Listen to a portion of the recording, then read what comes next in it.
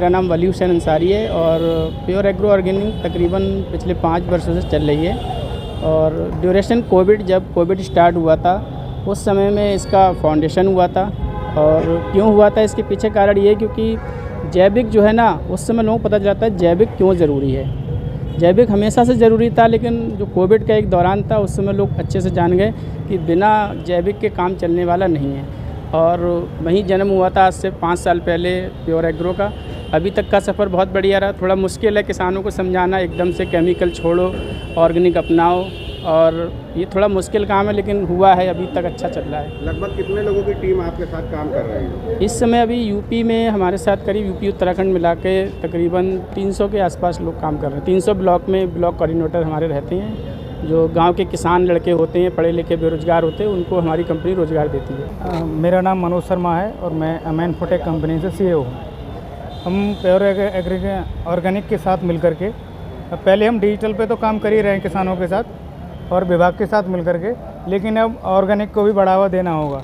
प्रधानमंत्री और मोदी और योगी जी का कहना है कि मिलेट्स, जो मोटा अनाज है, उसको बढ़ावा देना है। साथ ही साथ हम वो तो काम कर ही रहे हैं मोटे अनाज की तरफ, लेकिन रासायनिक चीज़ों से भी दूर कर रहे हैं हम, जैसे किसानों को। और जो लोग अब जो चीज़ें खाते हैं, जैसे गेहूँ हो गया और धान हो गया, उससे चावल बन रहा है, तो उसमें रासायनिक चीज़ें मिली हुई है।